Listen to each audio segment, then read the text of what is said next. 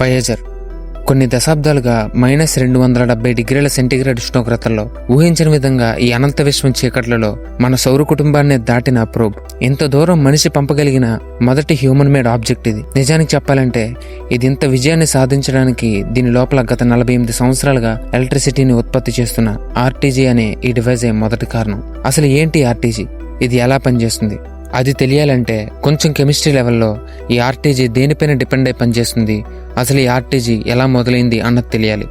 Discovery of plutonium element 1940. University of కాలిఫోర్నియాలో cyclotron అనే ఒక పార్టికల్ యాక్సలరేటర్లో యురేనియం-238ని టెస్ట్ చేస్తూ ఉండగా మొదటిసారి అప్పటి వరకు లేని ఒక కొత్త ఎలిమెంట్ని కనిపెట్టారు. అదే ప్లూటోనియం-238. ఇది ఒక ప్లూటోనియం ఐసోటోప్. ఆ తర్వాత కొన్ని నెలలకి ప్లూటోనియం యొక్క ఇంకొక ఐసోటోప్ ని గుర్తించారు. అదే ప్లూటోనియం-239. అసలు ఐసోటోప్ అంటే ఏంటి? మనకు తెలుసు, ప్రతి ఎలిమెంట్ ఆటం లో ఎలక్ట్రాన్, ప్రోటాన్, న్యూట్రాన్లు ఉంటాయి. వీటిలో ప్రోటాన్ల సంఖ్య ఆ ఆటం ఏ ఎలిమెంట్ కి చెందిందో చెప్తుంది. ఉదాహరణకి ప్లూటోనియం-239, 238లో 94 ప్రోటాన్లు ఉంటాయి.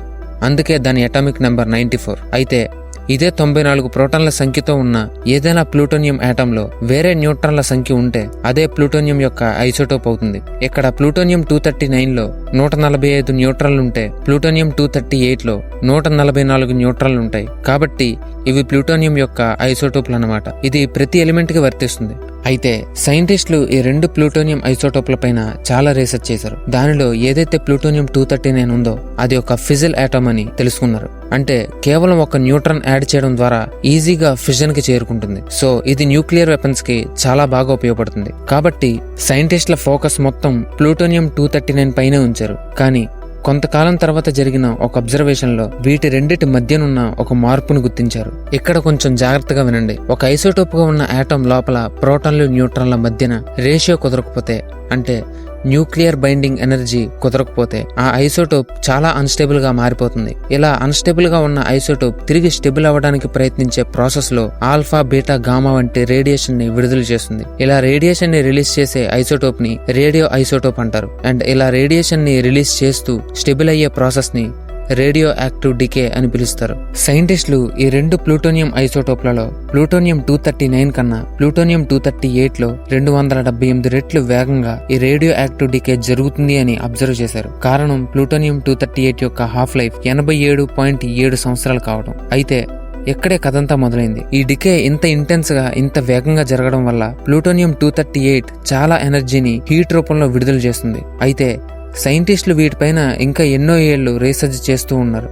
Arctic and US border power issues. Arctic లో యుఎస్ అండ్ కెనడాకి రష్యా, జర్మనీ, జపాన్ నుంచి వచ్చే బాంబర్ యుద్ధ విమానాల్ని ముందే తెలుసుకోవడానికి ఒక రాడార్ సెక్యూరిటీ బేస్ ఉండేది. అయితే వీటికి పవర్ ని అందివ్వడం కోసం డీజిల్ జనరేటర్లని ఉపయోగించేవారు. ఈ డీజిల్ ని ఇక్కడికి సప్లై చేయడానికి మిలిటరీ కార్గో షిప్స్ పోర్టు నుంచి 5,000 కిలోమీటర్లు ప్రయాణించాలి. డెలివరీ చేయడంలో ఇబ్బందులు, డెలివరీ డిలే, ఆర్కిటిక్ లో మిలిటరీ ఫేస్ చేస్తున్న ప్రాబ్లమ్స్ ని చూసిన యుఎస్ మిలిటరీ న్యూక్లియర్ జనరేటర్ల అవసరం ఉందని తెలుసుకుని అమెరికన్ న్యూక్లియర్ ఏజెన్సీ అయిన అటామిక్ ఎనర్జీ కమిషన్ కి రిక్వెస్ట్ పెట్టింది. అప్పటికే యుఎస్ బార్డర్ లో ఇంకా కొన్ని రిమోట్ ఏరియాస్ లో ఇదే అవసరం ఉందని ముందే గమనించిన ఏఈసీ స్నాప్ అనే రీసెర్చ్ ప్రోగ్రామ్ ని స్టార్ట్ చేసి స్మాల్ న్యూక్లియర్ రియాక్టర్ల పైన రీసెర్చ్ ని మొదలుపెట్టింది. అయితే ఇదే రీసెర్చ్ లో ఇందాక మనం చెప్పుకున్న ప్లూటోనియం-238 గురించిన డేటాతో దాని నుండి విడుదలవుతున్న హీట్ ని ఎలక్ట్రిసిటీగా ఎలా మార్చొచ్చు అని కూడా స్టడీ చేసింది. కొన్ని సంవత్సరాల రీసెర్చ్ తర్వాత యుఎస్ బార్డర్ కి ఇంకా యుఎస్ మిలిటరీకి కావాల్సిన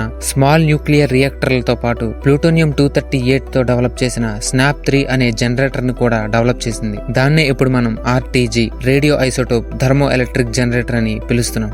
సింపుల్ గా చెప్పాలంటే RTG technology American nuclear agency అయిన ఏఈసీ బాగా బోర్డర్, రిమోట్ ఏరియాస్ లో, అంటే ఎప్పటికప్పుడు చేరుకోవడానికి వీలుగా ఉండని చోటులో, మెయింటెనెన్స్ చేయడానికి కుదరని సెన్సిటివ్ ఏరియాస్ లో అమర్చబడిన లో పవర్ సెక్యూరిటీ సిస్టమ్స్ కి నిరంతరాయంగా ఎలక్ట్రిసిటీని అందించడం కోసం ఈ ఆర్టీజీని డిజైన్ చేసింది. ఇక్కడి వరకు మీకు అర్థమైంది అనుకుంటున్నాను. అయితే ఈ ఆర్టీజీ నాసా దగ్గరికి ఎలా వచ్చింది, ఎందుకు నాసా ఈ ఆర్టీజీని వయోజర్ లో ఉపయోగించింది, అసలు ఎగ్జాక్ట్ గా ఈ ఆర్టీజీ ఇంటర్నల్ స్ట్రక్చర్ ఎలా ఉంటుంది, స్టెప్ బై స్టెప్ ఎలా పనిచేస్తుంది అన్నది నెక్స్ట్ పార్ట్ లో డిస్కస్ చేద్దాం.